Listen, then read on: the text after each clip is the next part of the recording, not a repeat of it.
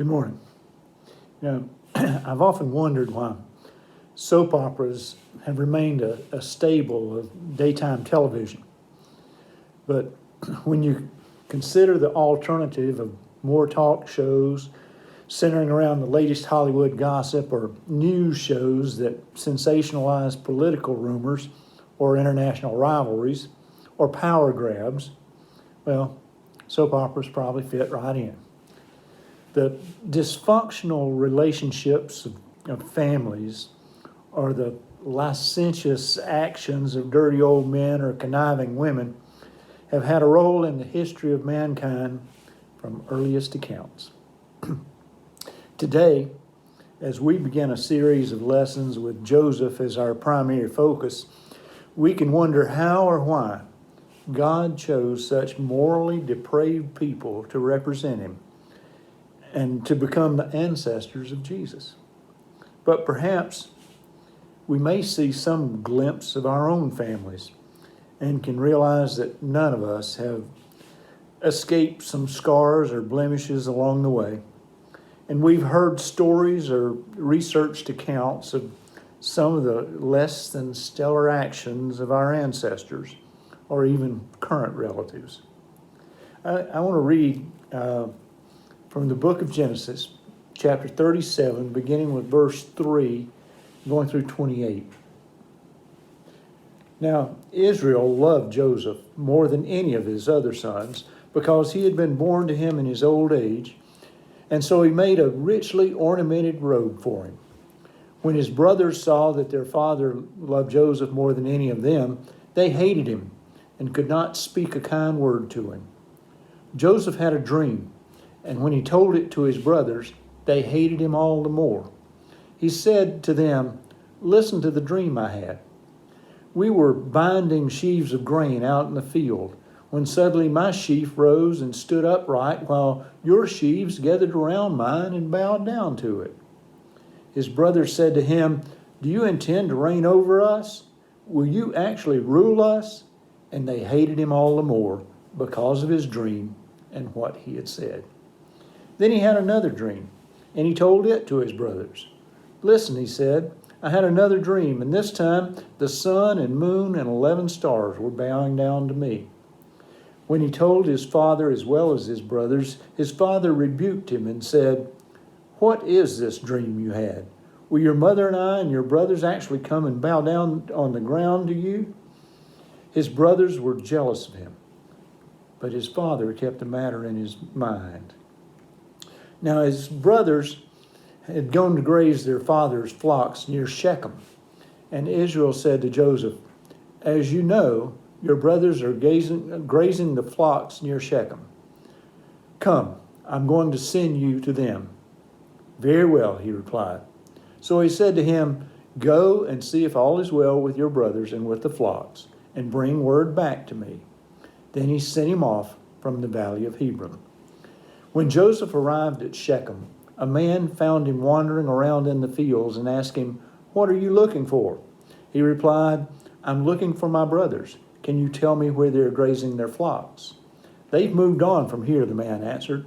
"I heard them say, 'Let's go to Dothan.'" So Joseph went after his brothers and found them near Dothan. But they saw him in the distance, and before he reached him, they plotted to kill him. "Here comes that dreamer," they said to each other. "Come now, let's kill him and throw him into one of these cisterns and say that a ferocious animal devoured him. Then we'll see what comes of his dreams." When Reuben heard this, he tried to rescue him from their hands. "Let's not take his life," he said. "Don't shed any blood. Throw him into this cistern here in the desert, but don't lay a hand on him."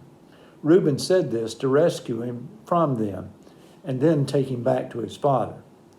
So when Joseph came to his brothers, they stripped him of his robe, the richly ornamented robe he was wearing, and they took him and threw him into the cistern. Now the cistern was empty, and there was no water in it. As they sat down to eat their meal, they looked up, and they saw a caravan of Ishmaelites coming from Gilead. Their camels were loaded with spices, balm, and myrrh, and they were on their way to take them down to Egypt. Judah said to his brothers, What will we gain if we kill our brother and cover up his blood? Come, let's sell him to the Ishmaelites and not lay our hands on him. After all, he is our brother, our own flesh and blood." And his brothers agreed. So when the Midianite merchants came by, his brothers pulled Joseph up out of the cistern and sold him for 20 shekels of silver to the Ishmaelites, who took him to Egypt. When Reuben returned to the cistern and saw that Joseph was not there, he tore his clothes. He went back to his brothers and said, "The boy isn't there. Where can I turn now?" Then they got Joseph's robe, slaughtered a goat, and dipped the robe in the blood. They took the ornamented robe back to their father and said, "We found this. Examine it to see whether it's your son's robe." He recognized it and said, "It is my son's robe. Some ferocious animal has devoured him. Joseph has surely been torn to pieces." Then Jacob tore his clothes, put on sackcloth, and mourned for his son many days. All his sons and daughters came to comfort him, but he refused to be comforted. "No," he said, "in mourning will I go down to the grave to my son." So his father wept for him. Meanwhile, the Midianites sold Joseph in Egypt to Potiphar, one of Pharaoh's officials, the captain of the guard. Now, Jacob, who had received the unabashed parental favoritism of his mother, didn't hide his favoritism for his son, for Joseph, who was the offspring of Rachel, his favorite wife. Jacob even gave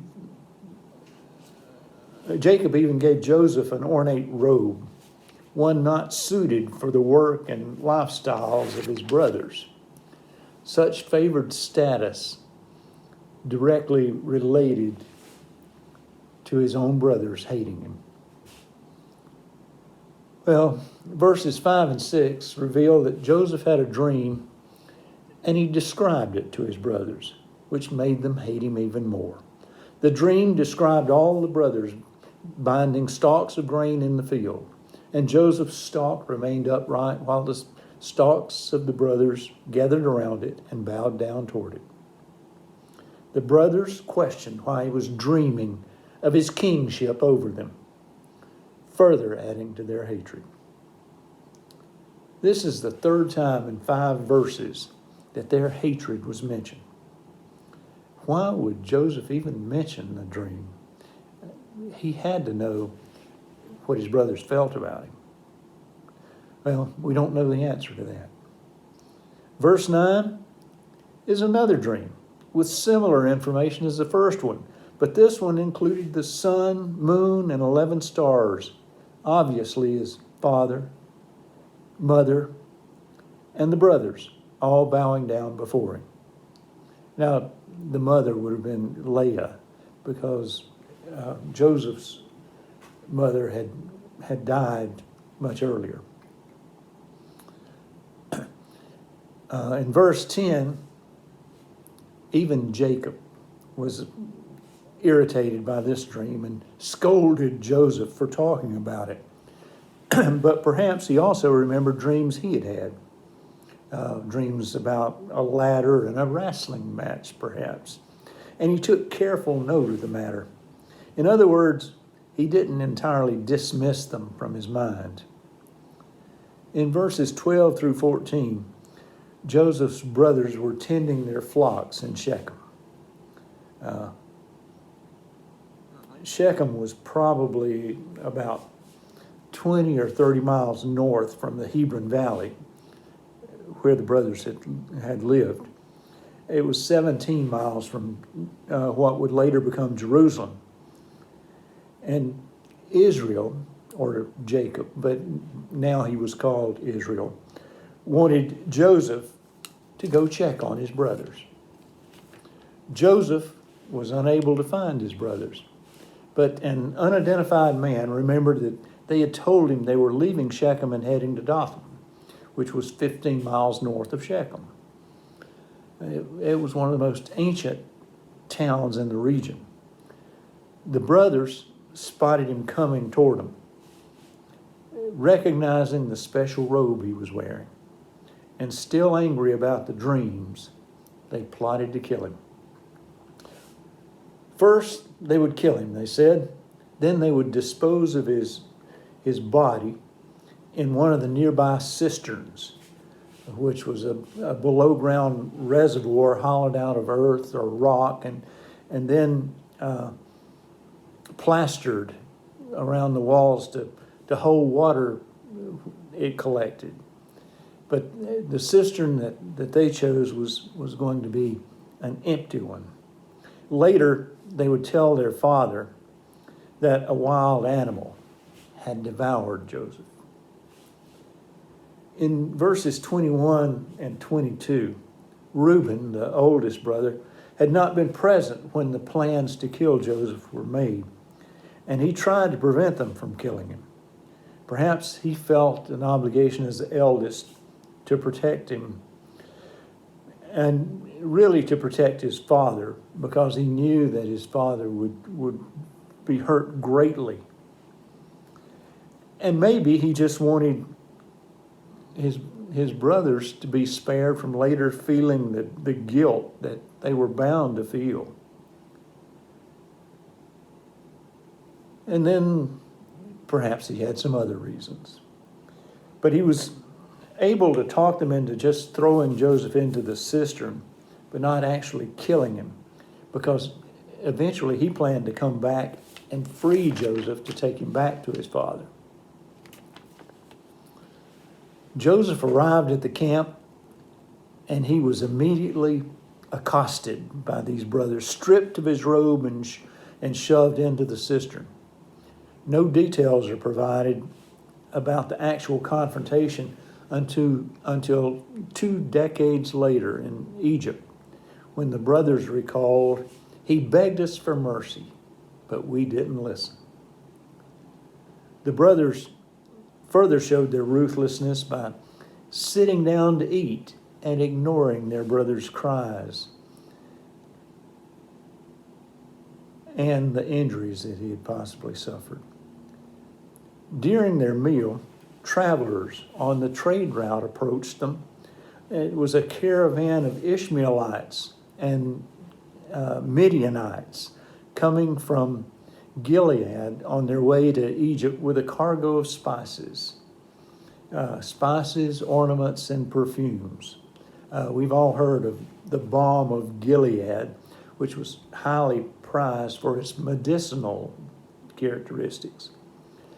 The Ishmaelites that were the traders were descendants of Abraham's son Ishmael, whose mother was Hagar, the handmaiden of Sarah. The Midianites, who probably accompanied them, were descendants of Midian, another son of Abraham. This was with his concubine Keturah. These descendants became known as shrewd traders. As the traders approached Judah, he argued that the brothers could gain financially by selling Joseph as a slave. And he convinced his brothers that they wouldn't have his guilt stained by the blood of Joseph. The brothers agreed. So they pulled Joseph out of the cistern and sold him for 20 pieces of silver. Again, Reuben had not been present when the brothers developed this plan and sold Joseph to the traders.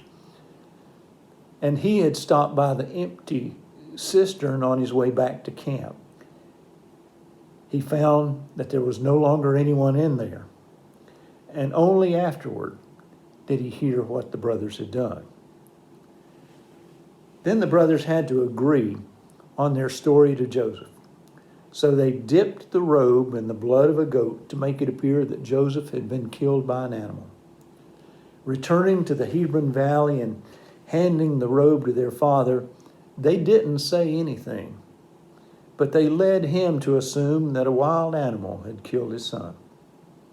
He was deceived similar to the way he had once deceived his own father, Isaac. Jacob's continuing anguish made it clear to the brothers that Joseph was still his favorite and always would be. Meanwhile, in Egypt, Joseph was being sold as a servant to Pharaoh's chief officer, and a continuation of his life's journey would begin.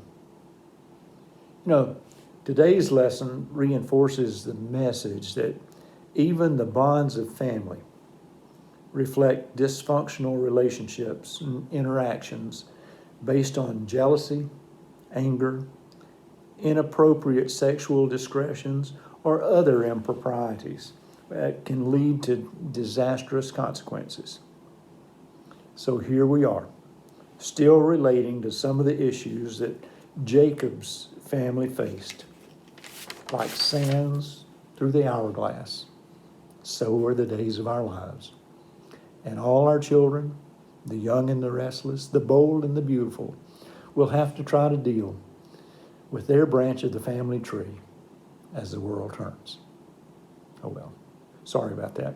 Meanwhile, there's a constant that remains present to offer grace, even to those that society and often members of our own family consider unworthy. This grace is the offer of divine pardon, the key to being freed from enslavement to sin, the creation of a new life in Christ, and the gift of a restored relationship with God. The Genesis story of Joseph and his brothers is one of the greatest examples in the Bible of forgiveness and grace that can only occur through God's love. Next week, we'll continue to look at this story and the way that God continued to prepare Joseph to serve him. May we pray. Dear God, each Sunday we emphasize that we are connected because we are family. Please help us to faithfully interact as your family by allowing you to guide us in sharing your love with one another and with those we encounter on our way. Amen.